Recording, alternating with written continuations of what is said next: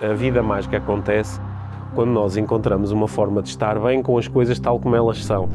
Os nossos sentidos estão orientados para fora, nós estamos continuamente a procurar entender se o ambiente à nossa volta se é seguro ou é perigoso. Ou de repente a pessoa ou as pessoas que detêm a organização querem mesmo mudar a cultura e estão dispostas ok, dinheiro deixou de ser a única coisa importante. Não é? Agora há outras coisas que são importantes e portanto estou disposto a ter aqui um trade-off. Se calhar vou perder dinheiro no curto prazo, mas vou melhorar a saúde mental, por exemplo, dos meus colaboradores. Ou então não vai haver aqui um método. E este processo de utilizar desenvolvimento pessoal como um meio para fazeres mais dinheiro, embora isto de facto às vezes aconteça, ele em si, sabes, às vezes faz com que as coisas não sejam muito transparentes. Se eu partisse amanhã que houvesse um número alargado de pessoas que dissessem, olha, o Pedro era um tipo fixe. E foi alguém que, de alguma forma, me ajudou, me marcou.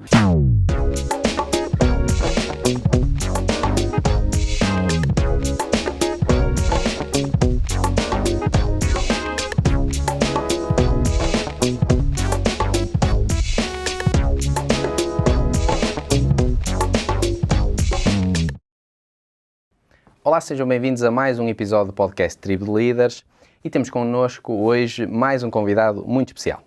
Hoje temos o Pedro Vieira, que nos vai falar aqui sobre várias temáticas, visto que o Pedro é especialista na área do coaching, neuroestratégia, hipnose, entre muitos outros, e trabalha diariamente com líderes de várias áreas, do ponto de vista hierárquico, em vários níveis.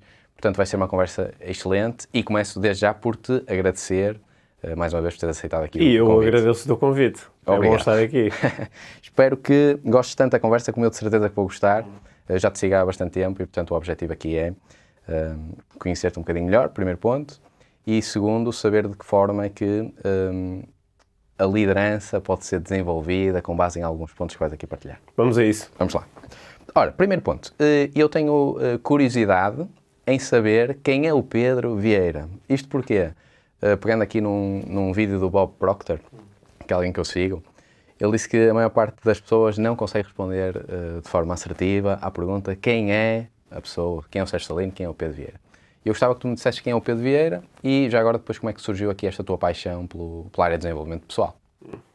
Olha, assim, primeiras duas ou três coisas que me vieram à cabeça. Quem sou eu? Sou uma pessoa curiosa e tenho curiosidade sobre entender as coisas, sobretudo entender as pessoas e as dinâmicas que acontecem entre pessoas. E outra coisa, tenho uma grande vontade de contribuir positivamente para a vida das outras pessoas.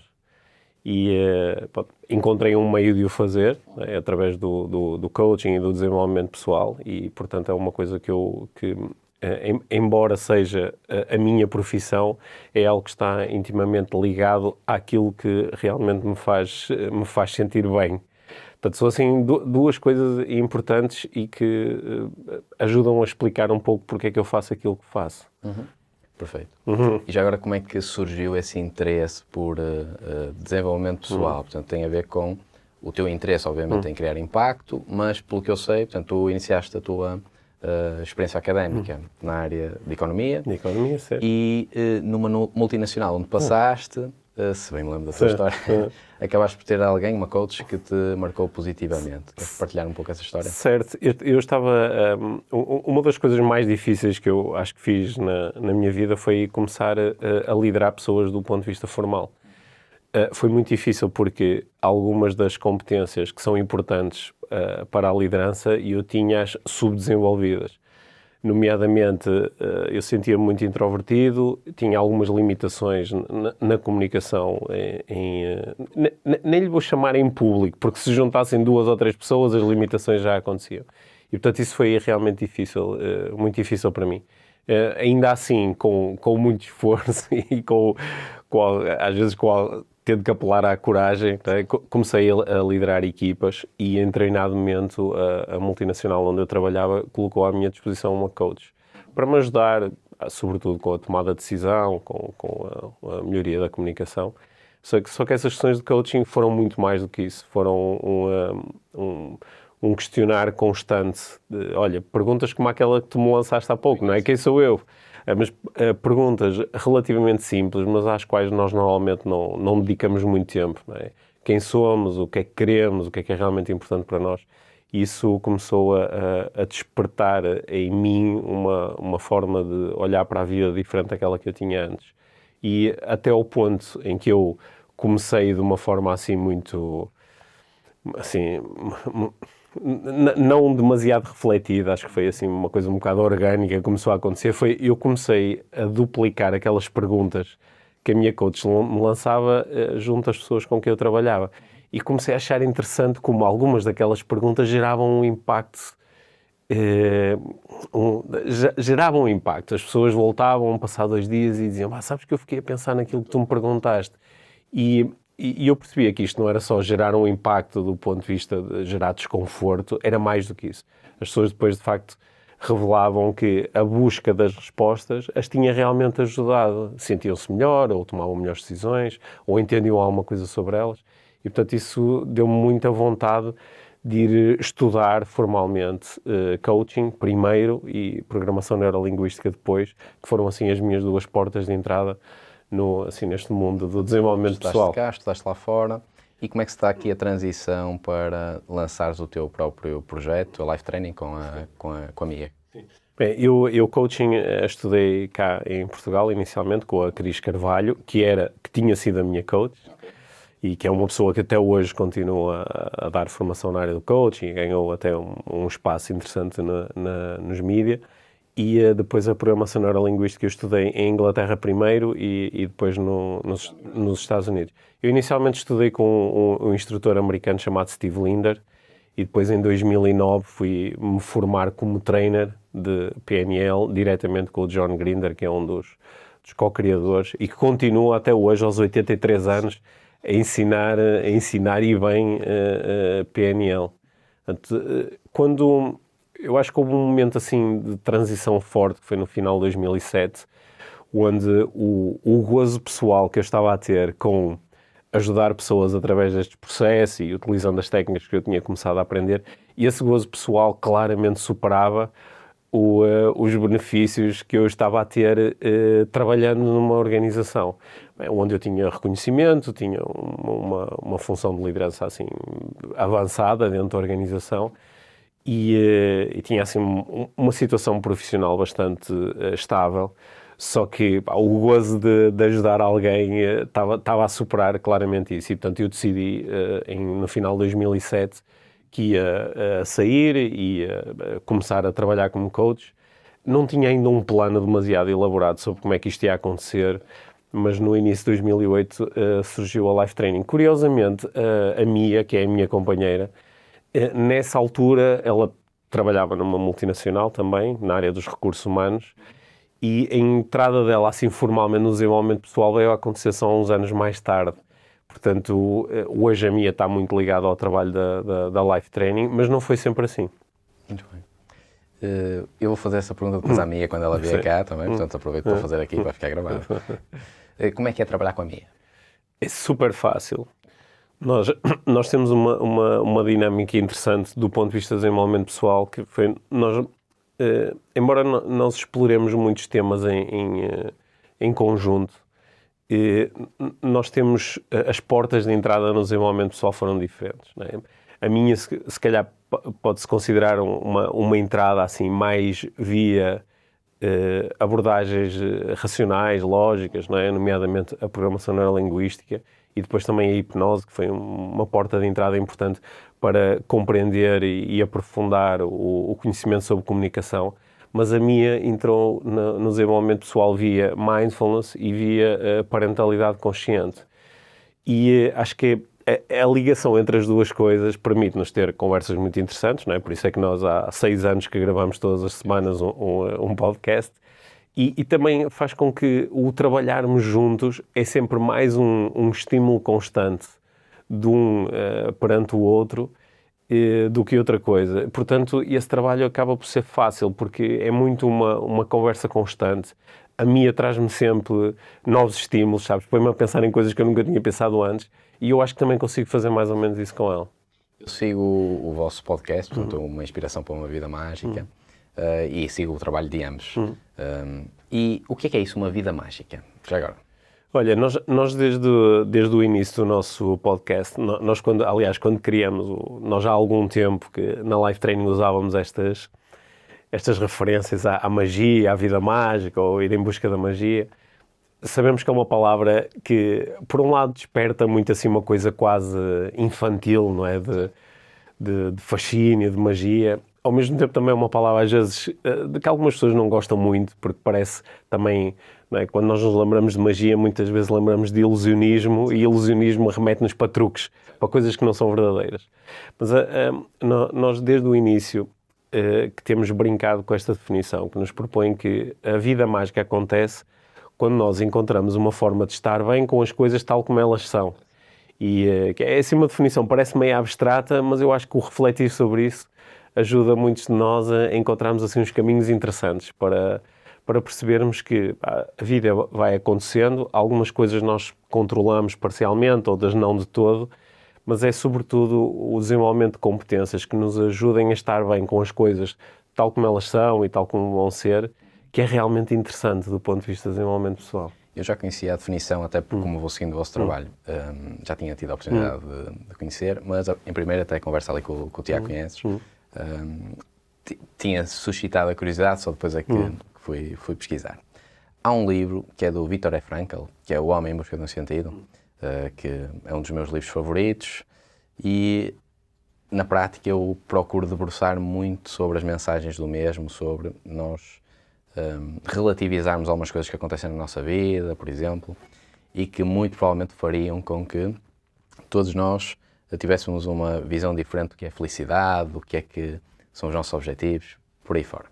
Tu trabalhas diariamente, como disse há pouco, com líderes de várias áreas, com várias características, etc. Qual é para ti a melhor definição de um líder? Quais é que são as competências que um bom líder deveria ter? E para partilhares aqui com quem nos ouve.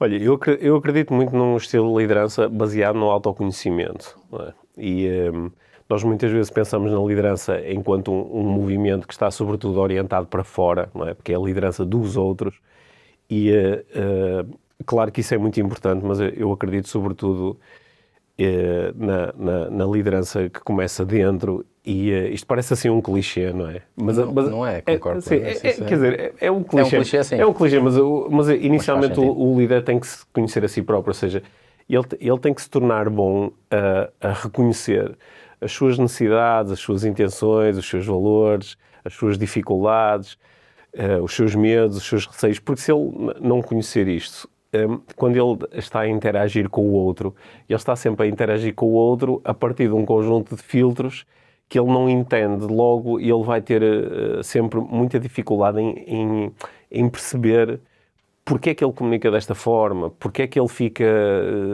zangado ou perturbado com certos acontecimentos ou porque é que é tão difícil para ele adaptar-se a esta pessoa, ou porque é que é tão difícil para ele conectar-se com esta pessoa. Portanto, eu acredito muito que a liderança começa no autoconhecimento.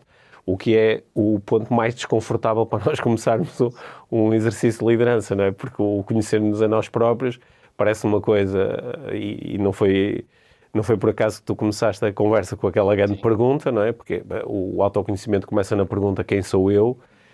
As nossas primeiras respostas que nós fomos aprendendo a dar têm a ver com aquilo, o nome, a idade, ou o sítio onde nós vimos, ou aquilo que nós fazemos, ou aquilo que nós estudamos, ou o nosso trabalho. Só quando damos um passo e dizemos, ok, isso são tudo características aqui do papel que eu tenho, ou da interação que tenho com os outros, mas o que é que está antes disso? O que é que existe em mim que é independente dessas coisas? E esta pergunta muitas vezes é desconfortável porque nós não sabemos muito bem, mas talvez guiados pela pessoa certa, ou tendo aqui um método que nos ajude, quando começamos a entender isso, aumentamos muito as possibilidades que temos na interação com o outro. Isto é o que eu observo a fazer coaching com líderes, que muitas vezes a primeira busca é muito, como é que eu aprendo a reconhecer isto ou aquilo nos outros? Como é que eu aprendo a influenciar as outras pessoas? Como é que eu aprendo a ter uma comunicação mais inspiradora? Ok, Isso são tudo meios que nós podemos trabalhar e são estratégias que são importantes. Mas o que é que está antes disso? E este mergulho no autoconhecimento muitas vezes é surpreendente para os próprios líderes que estão a procurar desenvolver-se. E eles muitas vezes entendem que algumas das coisas que eles estão a procurar desenvolver nem sequer fazem sentido. Porque o que é realmente importante são outras coisas que eles vão descobrindo neste processo. Tocaste aí em pontos importantíssimos e que são pontos que me interessam também particularmente. Parece egoísta eu convidar todos os convidados para este podcast, porque eu estou a aprender imenso com todos e, de certa forma, também me estou a convidar com esse intuito egoísta, sendo franco. Ainda assim, acredito genuinamente que todos os que vão ouvir este conteúdo vão beneficiar do mesmo e o meu foco é procurar passar a quem nos ouve que todas as competências de liderança, aliás, todas as competências, não necessariamente apenas a de liderança, são passíveis de ser aprendidas. Quando tu disseste que muitas vezes nós procuramos coisas, por exemplo, como influenciar alguém, às vezes do ponto de vista negativo, como manipular, etc., o que me veio logo à cabeça é um livro que é o livro do Dale Carnegie, o Como Fazer Amigos e Influenciar Pessoas. E quando eu li pela primeira vez o livro, provavelmente com uma busca pela influência no outro, percebi que aquele livro é um livro individual. Portanto, é o meu livro favorito. E quando eu mudei a minha percepção de mim e daquilo que eu acreditava, porque é o que o Dale Carnegie, acho eu, procura trazer como mensagem, eu mudei drasticamente isto. E pegando agora aqui numa questão para ti, portanto, porquê é que achas que as pessoas procuram o outro e não necessariamente a busca por si mesmo, portanto, conhecer-se? É porque é mais fácil, se calhar, julgar ou colocar nos outros o ónus, ou porque têm medo de ouvir, se calhar, algumas respostas que podem colocar em causa o que elas acreditam? Olha, as respostas que eu vou dar são especulativas, não é? É a minha forma de olhar para o assunto. Eu reparo sobretudo em dois tipos de causas. Uma é uma causa talvez mais biológica, não é? Que é os nossos sentidos estão orientados para fora, nós estamos continuamente a procurar entender se o ambiente à nossa volta se é seguro ou é perigoso e, portanto, reparamos muito nas outras pessoas e naquilo que elas fazem, não é? Isso, não é, tem a ver com a nossa evolução enquanto espécie, esta orientação para fora.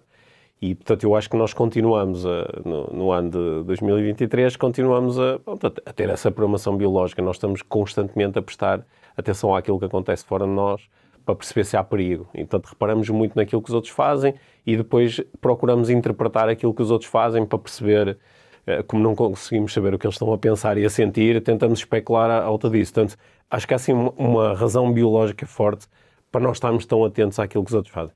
Mas depois também há um conjunto de causas, se calhar mais da ordem cultural, né, que é, nós fomos crescendo e isto não é igual para toda a gente, mas nem sempre recebemos assim muitos convites a fazer, a perceber, a entender, a observar aquilo que nós estamos a pensar, aquilo que nós estamos a sentir, né? E simplesmente partimos daí, que é, eu pensei qualquer coisa e agora atuo com base naquilo que penso. E nem sempre passo muito tempo a pensar sobre aquilo que eu estava a pensar. É por isso que eu gosto tanto da abordagem que a Mia traz ao desenvolvimento pessoal da parentalidade consciente, que eu acho que é aí que muita coisa começa. E é por isso que, por exemplo, na ligação com os nossos filhos, nós tentamos fazer tantos convites a que eles se procurem entender em cada momento, não é? Ou de que é que eu tive medo, ou o que é que eu pensei, o que é que eu quis, não é? O que é que eu acabei por mostrar aos outros. Que é um olhar para nós primeiro. Se ele não for treinado, se não for estimulado, depois nós não vamos chegar à idade adulta com isso a ser a nossa estratégia preferencial, não é? Nós aprendemos a olhar para os outros. O que é que os outros acham sobre mim? O que é que os outros estão a fazer? O que é que os outros estão a tentar adivinhar o que eles estão a pensar? E eu acho que isso é muito cultural. Tem a ver com a forma como nós somos educados. E acho que aí ficam duas grandes pistas sobre o que fazer para, não digo contrariar, mas para criar outras alternativas em relação a isto. Algumas pessoas acreditam que a liderança é inata, mas a verdade é que todos nós temos a capacidade de desenvolver as nossas competências, mesmo que não tenhamos tido a sorte de nascer com elas no nosso código genético.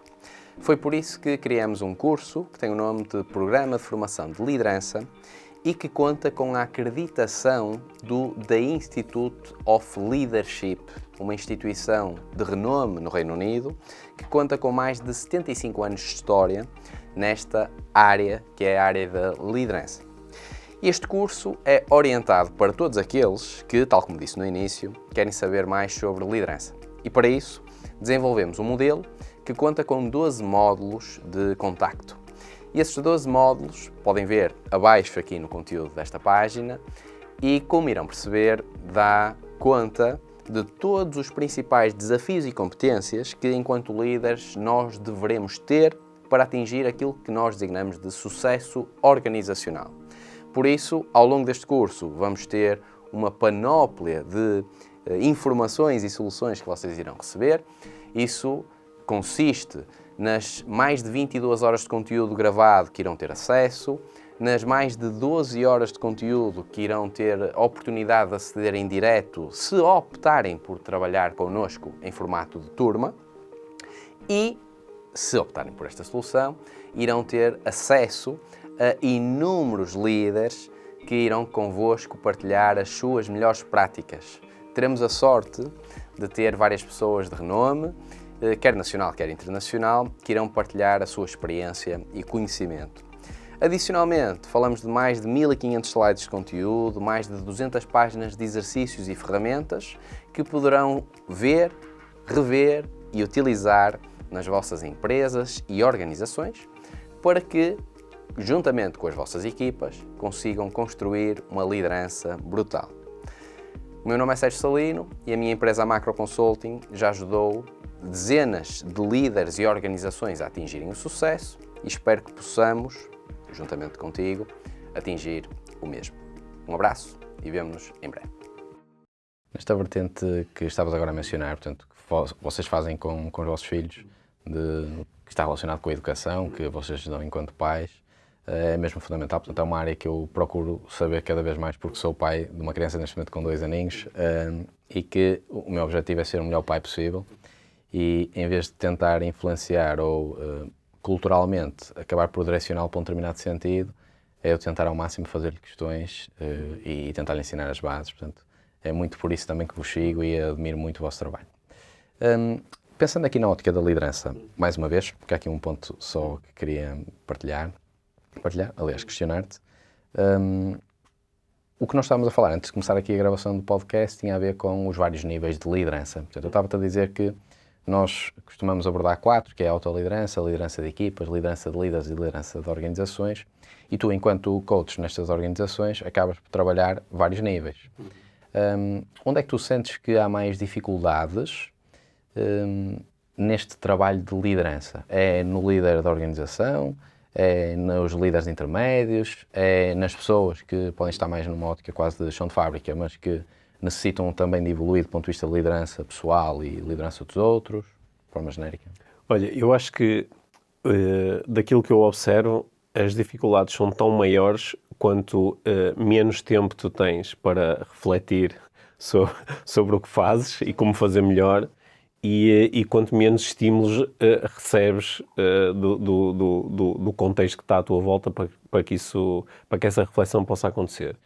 Portanto, eu, assim, no tipo de organizações com que eu tenho mais experiência, que são organizações grandes, eu noto que há aí um grupo que está ensanduichado completamente, que são as chefias intermédias, que normalmente recebem muita pressão porque são tidos como as pessoas que mais diretamente conseguem influenciar resultados. E, portanto, muitas vezes recebem uma pressão muito grande em relação aos resultados. Muitas vezes incorporam até uma pressão que às vezes até não é tão grande quanto estas pessoas querem, acabam por acreditar, mas têm às vezes níveis de stress enormes. São pessoas que muitas vezes nós estamos a ter uma conversa e eu digo, esta pessoa está à beira de um burnout, está à beira de arrebentar. E têm pouco tempo para parar e refletir sobre o que estão a fazer. Logo, vão ter dificuldade em melhorar os seus níveis de liderança. E depois, como têm pouco tempo, também não conseguem fazer um bom desenvolvimento das suas equipas, porque estão demasiado pressionadas pelos resultados de curto prazo. E são pessoas que, às vezes, ou porque a organização até cria um momento esporádico em que há assim uns apelos ao autoconhecimento e à liderança, começam a pensar sobre isso. Às vezes alguns têm capacidade de, vou comprar um livro, vou fazer um curso, vou procurar ter uma conversa com alguém, mas muitos não têm essa capacidade, nem esse tempo, nem esse foco. E as organizações às vezes eu às vezes fico surpreendido com, mesmo quem está numa posição de liderança mais alta e até tem mais tempo, e até se calhar até tem um grupo de pares fora da organização onde se discutem mais as questões da liderança, ouve os podcasts todos, só que depois às vezes tem uma visão assim um bocado fantasista sobre quão rápido se podem e quão profundamente se podem desenvolver as competências de liderança, não é? De repente estão-me a pedir ajuda e dizem, nós pensamos organizar, temos aqui problemas gravíssimos de liderança e estávamos a pensar organizar um dia de formação. Isso às vezes parece uma coisa meio louca, não é? Seria a mesma coisa que tu agora me dizes, estou com problemas gravíssimos enquanto pai e vou tirar um dia para resolver isto tudo, não é? Bem, em princípio isso vai funcionar. Não, vai demorar tempo, claro. Vai demorar, vai depender de foco, de conversa, de teste, não é? Vou fazer assim, vou fazer assado. E às vezes procura-se resolver isto tão rapidamente que depois, claro que não gera resultados. E até estas pessoas acho que têm grandes dificuldades, até porque depois quando entram numa livraria, vou comprar um livro de liderança, apanham com o livro de um tipo que está sobretudo a falar da liderança inspiradora, da liderança para CEOs, e os desafios de liderança de uma chefia intermédia são normalmente coisas muito simples, muito básicas, que é como criar uma boa relação com alguém com que eu interajo só uns minutos por dia, como comunicar de uma forma que faça sentido para esta pessoa, como ajudar a gerar e a manter certo tipo de estados emocionais dentro da minha equipa, que são coisas às vezes mais simples, mais terrenas, e nem sempre se encontra informação clara e direta para isto. Em relação aqui a um ponto importante, e é uma pergunta que não sei se queres responder, tu achas que o problema das pessoas não terem tempo para encontrar essas respostas é imputável ao líder ou às pessoas de forma individual? Olha, eu acho que a resposta politicamente correta é dizer que é um mix, é um mix das duas coisas. Eu estou aqui dentro da esfera do desenvolvimento pessoal, onde muitas vezes se procura fazer um apelo, sobretudo à responsabilidade pessoal, não é? À responsabilidade que cada um de nós pode assumir em relação à melhoria das suas circunstâncias.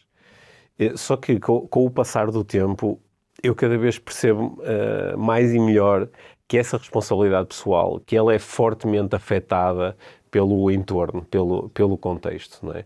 E claro que eu posso ser um colaborador de uma organização em que há um grande sentido de responsabilidade, sou autónomo, procuro aprender. Mas se eu estivesse num contexto onde havia muitos estímulos ao desenvolvimento da minha liderança, havia muito espaço para refletir, havia boa liderança pelo exemplo, não é? E havia um tempo, todas as semanas vamos tirar, sexta-feira à tarde é para falarmos sobre nós e sobre o que nós queremos e sobre o que estamos a sentir, sobre o que está a acontecer connosco.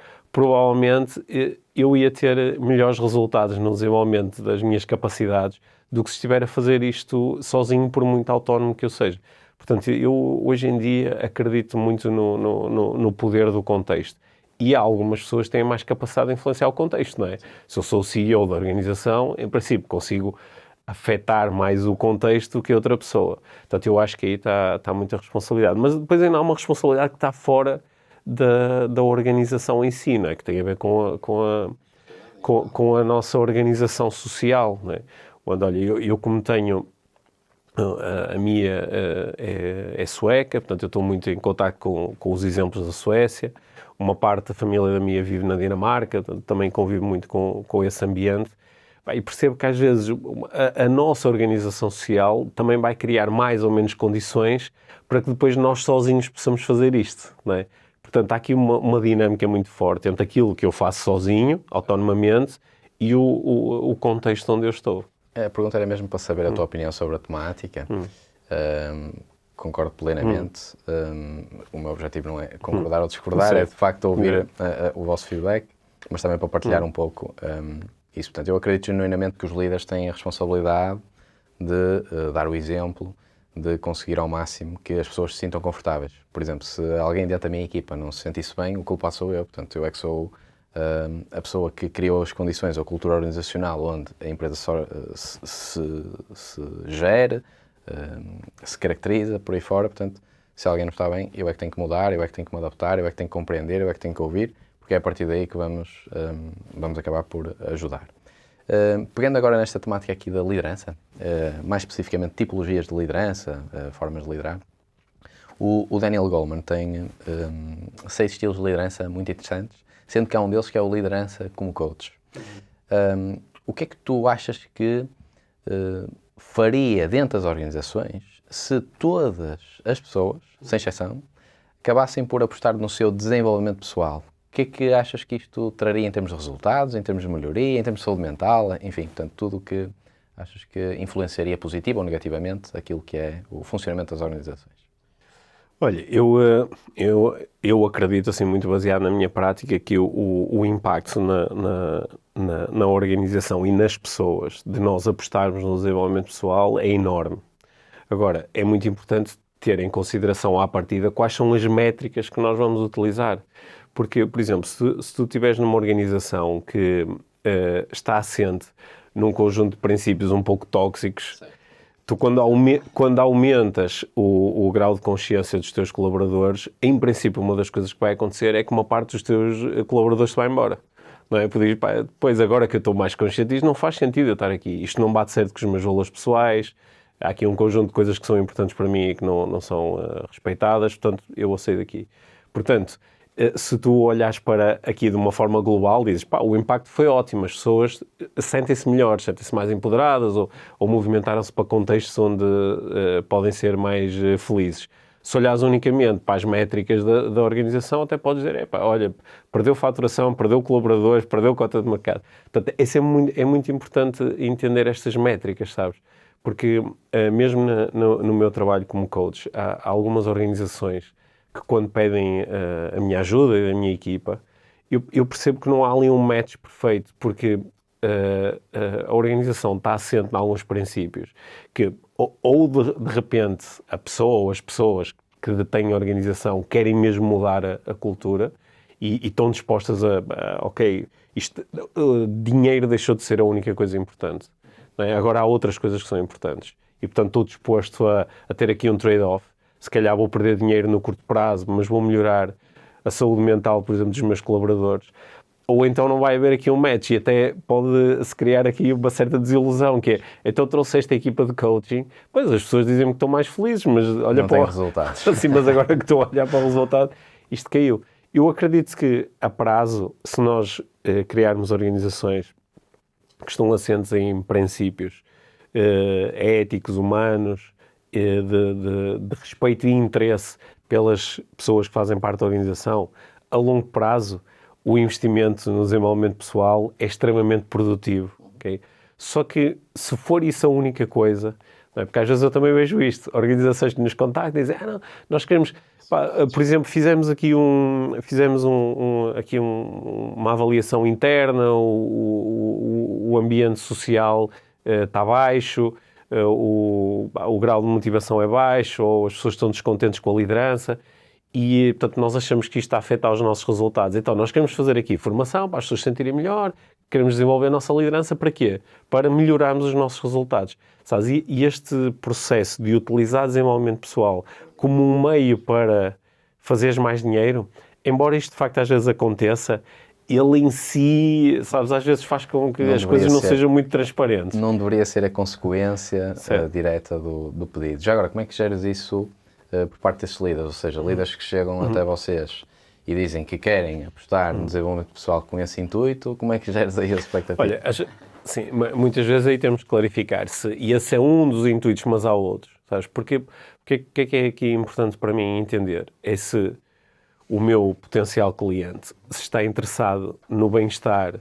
dos colaboradores por si, ou seja, o bem-estar dos colaboradores é uma das métricas mais importantes que podemos ter na organização. não é?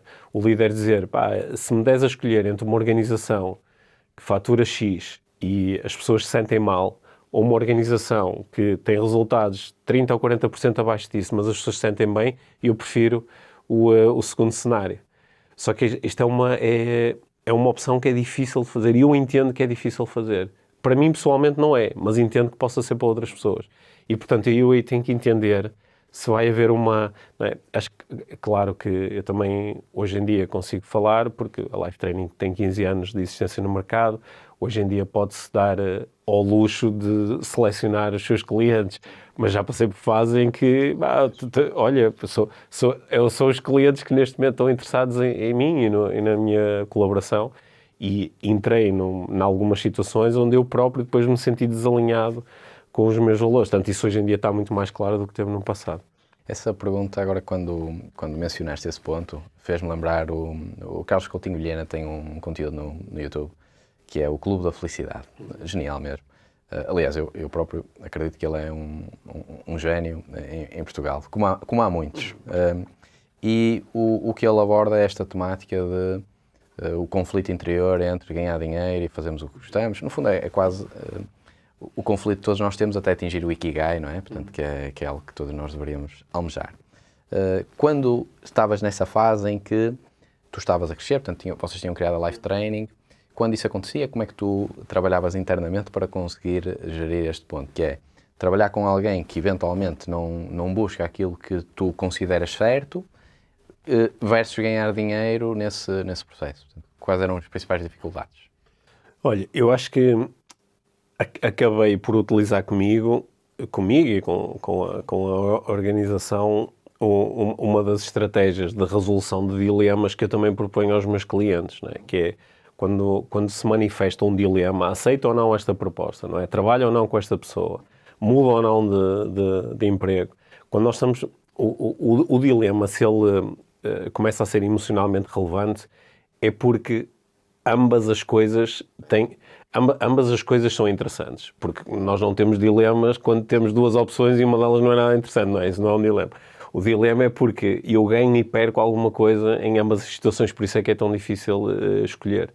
E uma das propostas que vem de modelos antigos da terapia e da neurolinguística propõe-nos que nós consigamos ir acima destas escolhas e consigamos perceber o que é que estas escolhas têm em comum. Porque elas, em princípio, embora sejam manifestações aparentemente opostas, elas têm algumas coisas em comum. Caso contrário, não estaríamos perante um dilema. E, portanto, por exemplo, quando eu comecei a explorar, não é, este lado do dilema, que é eu quero servir, eu quero ajudar, eu quero ter um impacto positivo, não é? Porque é que isto é importante para mim? Não é? O que é que eu tenho a ganhar com isto? Começo a fazer algumas perguntas e chego a alguns dos meus valores. Quando eu digo, olha, eu quero ganhar dinheiro a fazer isto, quero ter uma organização que me permita a mim e às pessoas que trabalham comigo chegarem ao final do mês e sentirem-se satisfeitas, remuneradas e seguras para poderem ter a sua vida com as suas famílias. Porquê é que eu quero isto? O que é que eu ganho com isto? Conforme eu começo a fazer essa pergunta, também começo a chegar a um conjunto de valores. E quando os valores se tornam óbvios, o dilema não é tão relevante. Tu percebes, ok, o que é importante para mim é viver estes valores. Então, olha, uma das coisas que começamos a fazer, e eu pessoalmente comecei a fazer, comecei a fazer mais e mais trabalho gratuito. Né?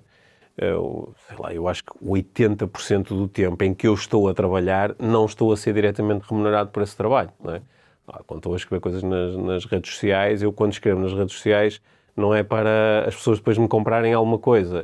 É o meu contributo, são as minhas reflexões. Faço palestras, faço participações, olha, venho a podcasts, não é? Sou eu a viver os meus valores. E há outros momentos onde estou a fazer coisas que têm que se manter alinhadas com os valores, mas em que permitem ganhar dinheiro e ter uma organização que seja sustentável e também ter uma família onde possamos viver com o mínimo de abundância, de segurança e de bem-estar. Quando isso se torna óbvio, percebemos melhor que, há algumas situações, há alguns clientes onde eu não vou conseguir viver os meus valores, Portanto, vou colocar isto de lado e não ficar tão preso mas assim já tinha o dinheiro suficiente para pagar aos meus colaboradores no final do mês, sabendo dos nossos valores, que outras coisas é que nós podemos fazer. Porque senão isso, no curto prazo, até pode gerar um resultado. E claro que eu sei o que é estar no dia 15 do mês e dizer, eu não sei como é que vou pagar os salários no final do mês. Isso é uma pressão que às vezes faz com que nós, ok, este não era o cliente ideal, mas tem que ser. Só que isso a prazo vai gerar umas descompensações muito grandes. E sabendo que às vezes nós fazemos coisas porque no curto prazo tornou-se mais importante resolver um problema, mas temos que rapidamente voltar para o nosso enquadramento de valores, o que é importante, o que é relevante, o que é que me faz feliz, e viver dentro disso, né? E começar a alterar as nossas escolhas em função disso. Caso contrário, né, vai começar a haver um declínio. Tu és alguém que eu sigo, portanto, e és bastante ético. Eu ia-te fazer uma pergunta que está relacionada com o seguinte, portanto, tu achas que a maior parte das pessoas, isto é um bocado de especulação, eu sei que tu não fazes, inclusive a questão de não julgar, portanto é algo que tu enfatizas com muita frequência na tua comunicação, mas tu acreditas que o facto de grande parte das pessoas, ou uma grande parte é um julgamento, que algumas pessoas não se sentem felizes, não se sentem realizadas porque estão desalinhadas em termos de valores com as suas organizações, por exemplo, onde estão, ou qual é que seria a razão para haver cada vez mais casos de saúde mental que está em causa, portanto, enfim, era muito por aí. Eu acho que muitos de nós, eu vou dizer muitos de nós vivemos certos desalinhamentos, né, que podem ser desalinhamentos entre mim e a minha organização, podem ser desalinhamentos entre mim e o meu parceiro amoroso, pode ser desalinhamentos entre mim e o espaço social onde eu estou, e esses desalinhamentos causam, se eles não forem trazidos para o consciente, eu simplesmente sinto a perturbação, sinto o mal-estar. E quando eu sinto perturbação e mal-estar, mas não sei de onde é que isto vem, eu tendo a ter alguns comportamentos que estão desenhados para diminuir o mal-estar. Por exemplo, estou com mal-estar, preciso de fazer férias, ou preciso de fazer uma boa refeição, ou preciso de beber um copo, ou preciso de passar uma noite daquelas, tipo 4 horas a ver uma série no Netflix. Só que esses comportamentos em si, normalmente não melhoram a situação, porque eles não estão a responder diretamente ao desalinhamento que eu estou a sentir. Estão a afastar-te até eventualmente eventualmente até estão a criar outros problemas. Não é? É por isso que o trazer para o consciente os nossos desalinhamentos, embora possa ser duro, porque muitas pessoas evitam esse confronto, não é? Que é, se alguém diz, se calhar tens aqui um desalinhamento na tua relação amorosa, ou tens um desalinhamento até com a tua profissão, não é? Ou tens um desalinhamento com as pessoas que estão com o teu grupo de amigos. Confrontar-nos com isso pode ser duro, porque é um convite direto. Espera aí, se o meu mal-estar vem daqui, a pergunta seguinte de coaching é o que é que podes fazer para melhorar? E muitas vezes isso implica enfrentar consequências, implica ter conversas honestas, implica conceber alternativas que geram desconforto, não é? E muitas vezes, não é o momento certo para fazer isto, portanto, deixa passar esta fase. Deixa passar esta fase. Só que as fases, tipicamente... Será que alguma vez será o momento certo para fazer essa... Eu lembro-me muitas vezes numa altura em que eu trabalhava como vendedor e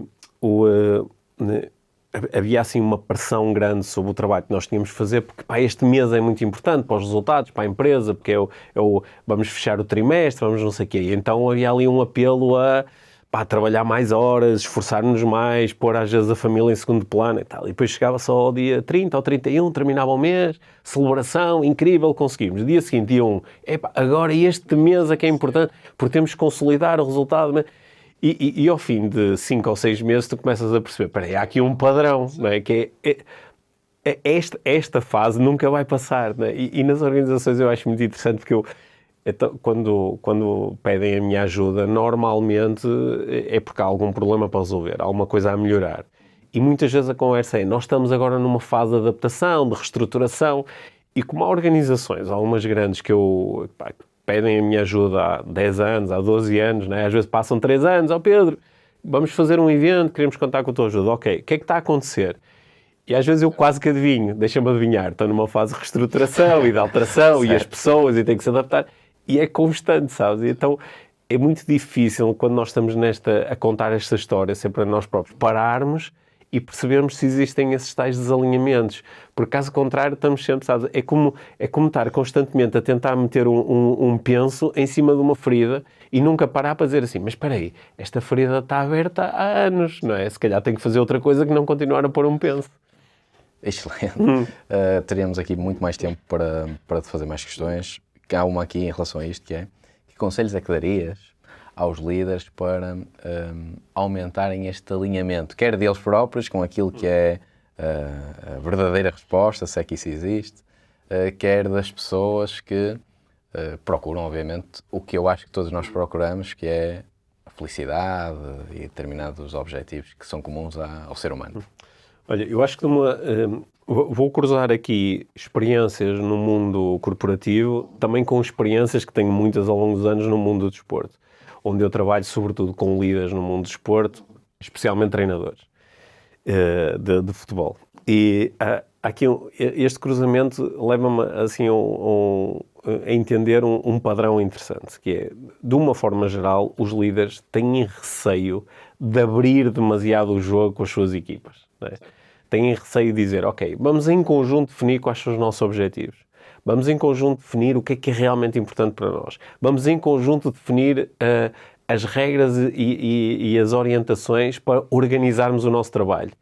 Porque muitas vezes têm um medo muito inconsciente de que, no fundo, as pessoas são egoístas, autocentradas, são preguiçosas. Portanto, se eu abrir demasiado o jogo, o que é que as pessoas vão dizer que vão querer ter objetivos fraquinhos, não é? Vão querer ter princípios de organização do trabalho que, sobretudo, favoreçam as suas vidas pessoais, de trabalhar o menos possível, nas condições menos exigentes possíveis. Só que, na prática, ao longo dos anos, quando um líder de uma organização, desportiva, quando um pai de família, um pai, uma mãe, alguém que está-se a sentir líder no contexto familiar, quando ultrapassa esse medo e abre realmente, normalmente fica surpreendido. Fica surpreendido porque as pessoas, quando sentem que têm autonomia e que sentem que estão a ser realmente incluídas, isto não vai acontecer com todas, mas a maior parte, quando começa a rolar, olha, o que é importante para mim é isto, onde eu quero chegar é isto, os meus objetivos são estes. Quando começam a partilhar essa informação, tu percebes que até há formas mais interessantes do que aquelas que utilizavas até agora de organizar isto entre todos. E até às vezes começas a compreender que é engraçado. Por isso é que esta pessoa age desta forma, porque aquilo que é realmente importante para ela é isto. E aí tu consegues levar a tua liderança para um nível muito superior de informação e de consciência. Excelente resposta, Pedro. Portanto, há assim uma série de artigos que também mencionam muitas das coisas que disseste aqui. Lembro-me de um relacionado com a parentalidade e o trabalho, claro. Portanto, quando os filhos, por exemplo, veem que os pais trabalham numa coisa que amam versus até estão mais presentes do ponto de vista de tempo, mas trabalham numa coisa que não gostam, acaba-se por se notar que a relação é mais frágil, inclusive há no futuro, portanto, mais impacto nas crianças, enfim. O facto de nós nos abrirmos enquanto líderes e acabarmos por chamar as pessoas para a nossa realidade faz com que nós sejamos de facto uma comunidade como o ser humano assim necessita. Ora, talvez a última questão, a não ser que pela tua resposta surja aí outra. Que legado é que tu gostavas de deixar neste mundo se a partir de amanhã partisses? Olha, eu acho que o legado é aquele que eu estou a deixar. Não é um legado muito focado em mim, sabes? Não tenho, embora escrevo livros e gravo podcasts e faço palestras, e aparece lá o meu nome. Eu acho que gostava que se eu partisse amanhã, que houvesse um número alargado de pessoas que dissessem, olha, o Pedro era um tipo fixe e foi alguém que de alguma forma me ajudou, me marcou. Só que o que eu gostava era que isso não ficasse tão ligado ao Pedro, mas mais esta ideia fez sentido para mim, não é? Porque aí é que tu percebes realmente o impacto. E como depois de eu morrer não vou perceber impacto nenhum, não é? Isso tem mais a ver com as próprias pessoas. E claro que não, pronto, acho que aqui não sei se é uma coisa um bocadinho do ego, de nós termos assim uma ideia, eu gostava que as pessoas se lembrassem de mim enquanto alguém que as fez sorrir às vezes, que as ajudou, que as inspirou, ok. Mas o mais relevante acho que é mesmo o tipo de mensagens e de ideias que, como fazem sentido para mim e eu acho que são úteis, gostava que também pudessem ser úteis para outras pessoas. Mas isso é o que eu estou a fazer, sabes? Não me ligo muito assim àquelas grandes ideias de legado, porque isso normalmente é uma coisa assim, às vezes é tão focada no eu, não é? Que não tem assim tanto interesse. Eu lembro de ler num livro que alguém dizia, agora não me recordo qual é que era o livro, mas que quando morressem queriam ter muitas pessoas no seu funeral. Esse era o grande legado que a pessoa queria partilhar.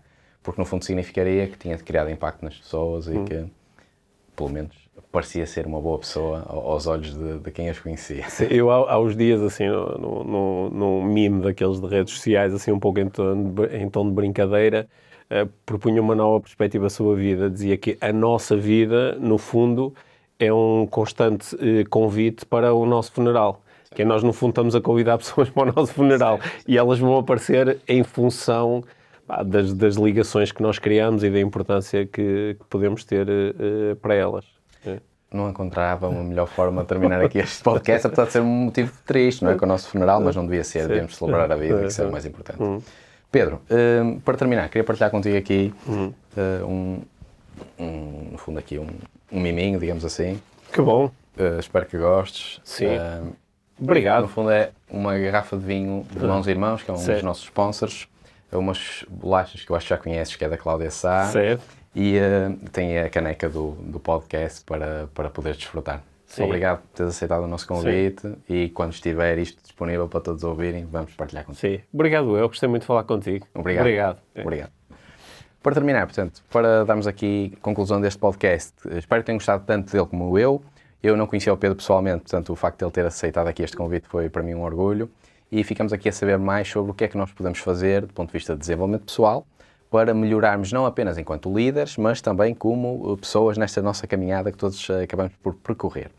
Quando lançamos o podcast Tribo de Líderes, tínhamos um objetivo principal e mantemo-lo, que é assegurar que todos nós percebemos que podemos trabalhar as nossas competências independentemente de onde nascemos, do nosso código genético, visto que todos nós temos a capacidade de o fazer. Portanto, a liderança não é uma competência inata, como nenhuma outra, aliás, e com a partilha de pessoas notáveis como o Pedro e muitos outros que por aqui têm passado, espero que consigamos concretizar esse objetivo. Espero que tenham gostado uma vez mais e vemo-nos no próximo episódio do podcast Tribo de Líderes.